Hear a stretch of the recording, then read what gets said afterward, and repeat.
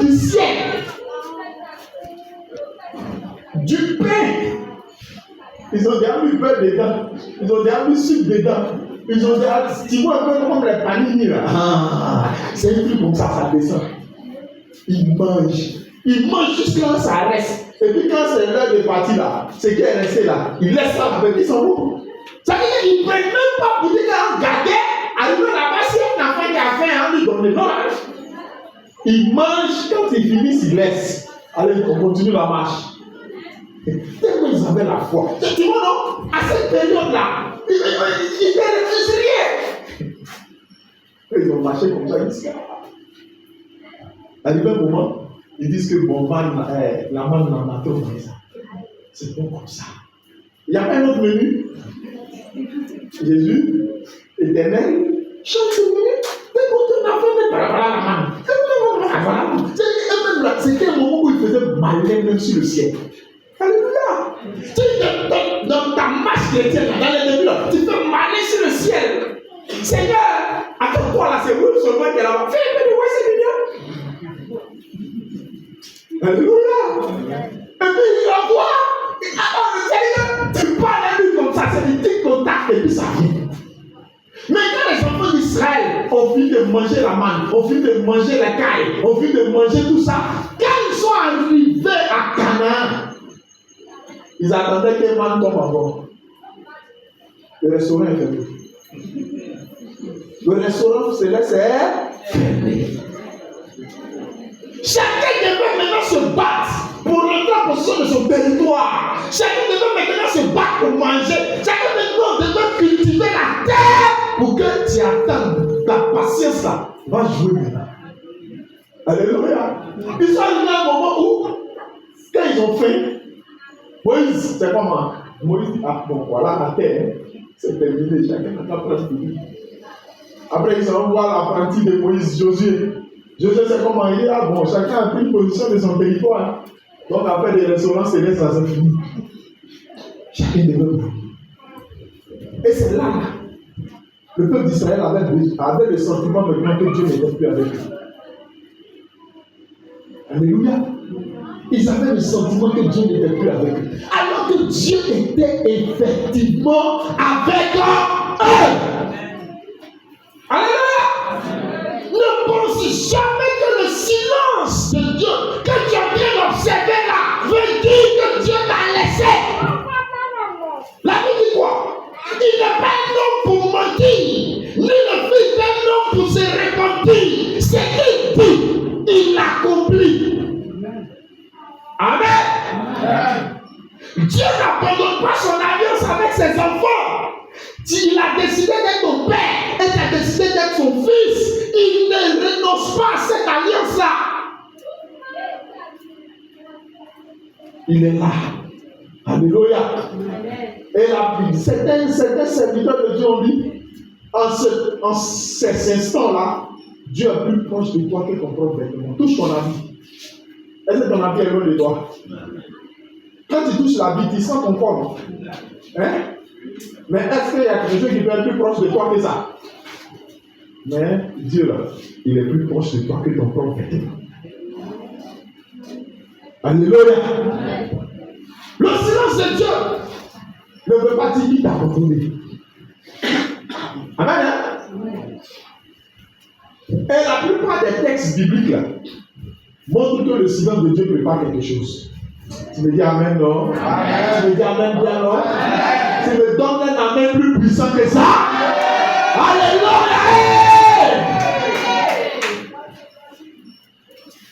Revenons à notre passage. La fournaise ardente.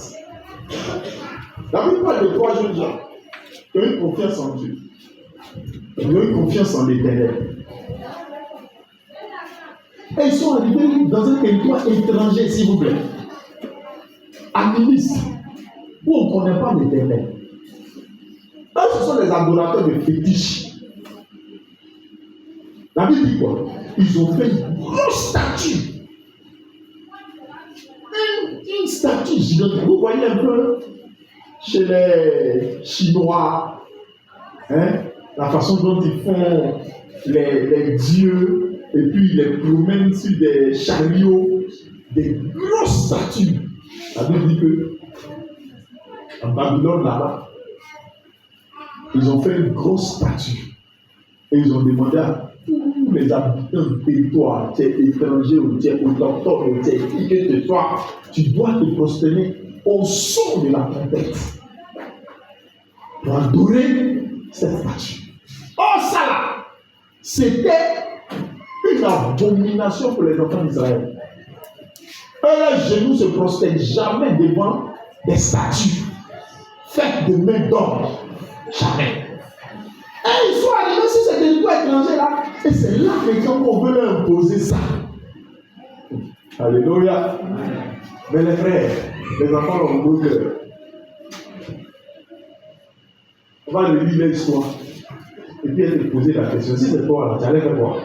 Il faut me donner une réponse honnête. Il ne faut pas tu as donné une réponse d'église. Amen, non? Shadrach, Meshach et Abednego répliquaient au roi Nebuchadnezzar. Je vais te planter le décor avant cette parole. Ils ont élevé la statue. La trompette sonne, tout le monde se prosterne. Mais les droits là, les juifs là, qui sont sur le territoire, ils ne se prosternent pas. Et ils sont venus rapporter l'information au roi. Et le roi les a appelés d'urgence. Tu vois? Qui a déjà vu le passage d'un des présidents de la République de Côte d'Ivoire? Qui a déjà vu? Tu étais sur la route et puis tu as vu qu'on dit que c'est le président qui doit passer. Qui a vu ça? Vous voyez comment ça se passe là? Qu'est-ce qui se passe? Qu'est-ce qu'on fait? Oui? Ça arrête! Toutes les voitures tiennent. Même moi, je n'ai pas encore vu. Peut-être qu'il y aura une exception un jour, je ne sais pas, mais depuis, je vois cortège des présidents. Je n'ai pas encore vu ambulance qui passe et puis on a laissé passer. Mais si l'ambulance l'avait passé là, ils vont fouiller ce jour-là. Ils vont fouiller l'ambulance là. Pour voir si c'est pas une ambulance qui va créer un obstacle et menacer la vie du président. Quand la voiture s'arrête, qu'est-ce qui se passe encore? Qu'est-ce qui se passe? Non. Hein? Les motards, avant les motards. On immobilise tout le monde. Sur la route là, personne ne traverse. Parce que quand la voiture du président arrive, ça arrive avec une certaine flèche. C'est pas évident que toi tu puisses traverser. Parce qu'on va vite. On ne sait pas s'il y a un sniper quelque part là-bas qui peut l'arrêter. Vous voyez tout ce que ça provoque là. Ce monde. Les gens sont dans les voitures. Les gens sont arrêtés. Souvent même là, il est encore à 30 minutes de là où vous êtes arrêtés, mais tout le monde est arrêté. Et on attend. Maintenant c'est dans ça là, tout le monde est arrêté. Tu vois, quand on arrête tout le monde, qu'est-ce qui se passe? Il y a des cargos un peu partout. Hein? Les corps habillés. Il y en a qui sont cagoulés. Il y en a qui ont porté des habits. On sort les plus musclés. C'est le président qui passe. C'est les gens qui ont formé jusqu'à. Eux-mêmes là, depuis on les forme là, ils n'ont pas encore gagné un client pour faire malade. Alléluia. Et puis on les fait sortir. On dit le président va passer. Et puis on dit tout le monde stop. Et puis toi tu sors de quelque part là-bas. Et puis il dit non. Pourquoi ici qui est là? On ne m'a pas appris à m'arrêter quand on dit que moi je dois traverser. Tu as vu comment tu as commencé à dire non? Regarde le monde est là. Les gens sont arrêtés. Mon frère, quand on habille, à mon point, il dit arrête-toi. Tout le monde est arrêté. À ce moment-là, chacun pense à sa vie, à ses enfants, à ses parents et à des funérailles qu'on va organiser de façon pique. Mais, d'après les Ivoiriens d'aujourd'hui, quand tu es passé pour son lui, donc tu sais ce que tu veux trouver. C'est dans ce contexte-là que Shadrach, Meshach, Abednego étaient à Babylone là. le roi là, il a érigé une statue. On dit, est-ce que vous voyez comment ça se passe au carnaval? Les gens viennent de partout. C'est du monde. Et puis, quand la cérémonie doit démarrer, qu'est-ce qui se passe? Les gens sortent, ils sortent tous les apparats, et puis on commence à faire tout le rituel de la cérémonie qui vont avec. Les amis, c'est dans ça là. Le Nebuchadnezzar a érigé une statue. Il dit, ils vont sonner trompette. Si la trompette la sonne, prosternez-vous. Attendez.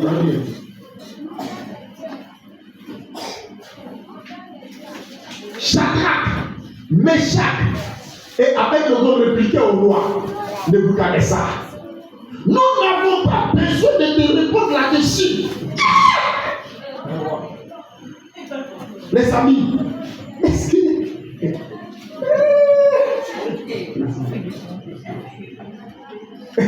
attends, est-ce que vous comprenez le contexte? Le monde. Attendez, il y a une partie. On dit, il y a des sons un peu. Hein? Oh là là. Hein? Non, c'est pas ça. Prenez le texte, s'il vous plaît. Dans quel chapitre 3?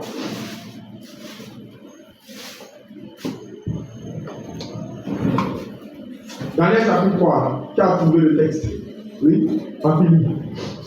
Poli, à partir du verset 10. Un minute, s'il vous plaît.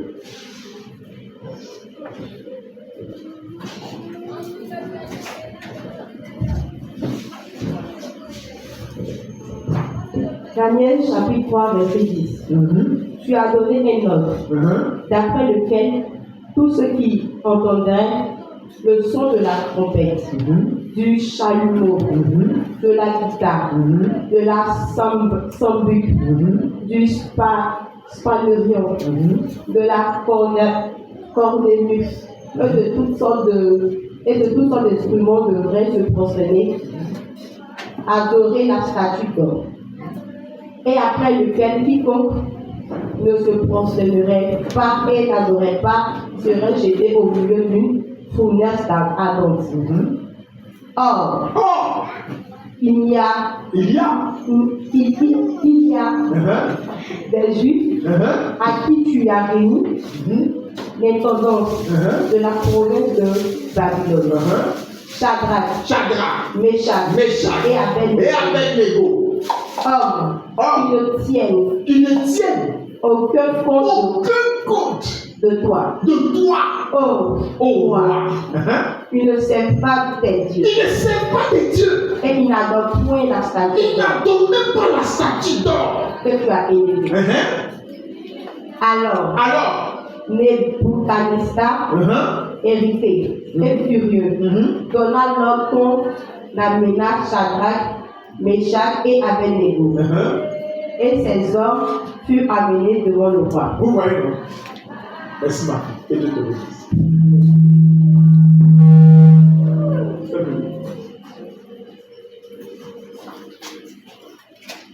Donc, le roi a donné l'ordre qu'on adore la statue. Mais les trois là, ils n'adoraient pas la statue. Ils sont venus faire le point à Nebuchadnezzar. Il était fâché. Et il les a fait venir.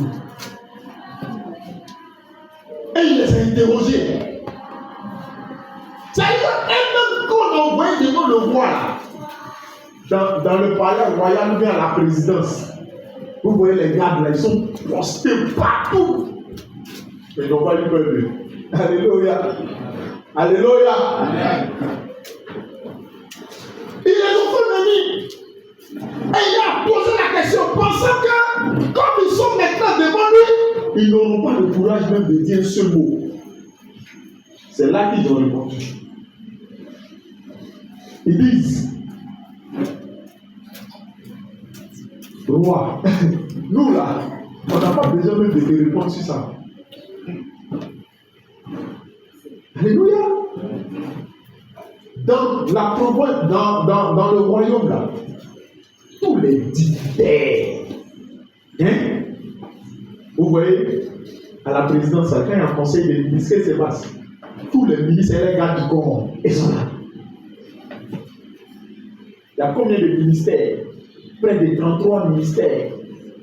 Tous les 33 ministres sont là. Les chefs de cabinet sont là. Les gars du corps sont là. Les chauffeurs sont là. Donc ça fait un beau monde. Et puis on appelle deux individus. Et puis le roi leur demande, vous là, vous ne vous procédez pas. Et non, nous on n'a même pas besoin de répondre là-dessus.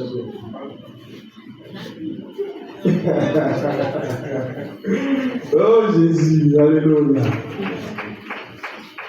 Et nous on n'a pas besoin de te répondre là-dessus, cela. On n'a pas besoin, on n'a pas de réponse à te donner. Comme si c'était un petit camarade qui causait dans les rues. Lui là, il a le droit de vie et de mort sur vous. À l'instant où il est, il claque ses doigts seulement, les gens vont sortir les épées tout de suite. Vos têtes sont parties. Mais ils ne les ont pas tirés. Ils ne l'ont pas pris. Alléluia. Et ils répondent au verset 17. Voici notre Dieu, le fameux Dieu. C'est écrit, hein? Un grand bien. Notre Dieu, c'est lequel des dieux? Tu sais pourquoi je dis le fameux Dieu?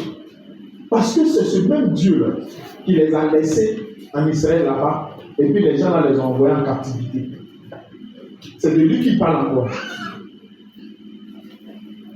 Il dit, notre Dieu que nous servons peut nous délivrer de la fournaise. Comme c'est la fournaise là qui est ta force principale et ton moyen de pression, nous on te dit que notre Dieu là, il est capable de nous délivrer de cette fournaise. Et il nous délivrera de tes mains, de ta main, ô roi. Il va nous délivrer de ta main. Mais les gens là, ils ont eu confiance encore au gars là. Est-ce que là, le Dieu dont il parle là, c'est lui qui était là, dans son silence là. Il est resté silencieux, sans rien dire. Et puis on les a pris en captivité, on les a soulevés, pour les emmener à Babylone, d'un pays étranger. Aujourd'hui, ils ont fait statue, on dit prosternez-vous. Tu dis que tu ne te prosternes pas. C'est pourquoi. Mais vous avez ça là à poser la question. Qui vous délivrera de ma main? Vous là, vous connaissez qui? Celui qui vous comptez là, il a bien échoué première fois. C'est devant ses yeux, c'est devant lui, et devant tout ce qu'il est, qui représente Dieu. C'est devant ça qu'on vous a soulevé à Babylone, en Israël, là-bas, pour vous envoyer à Babylone ici.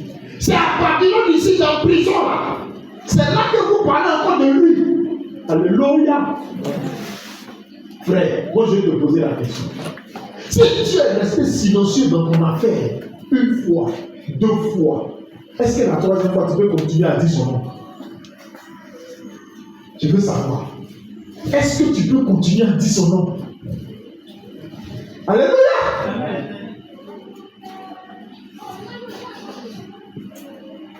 Est-ce que tu peux continuer à dire son nom?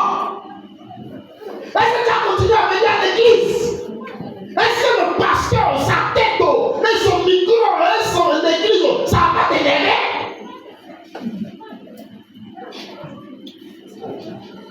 Alléluia. Et je veux que tu me donnes une réponse vraie.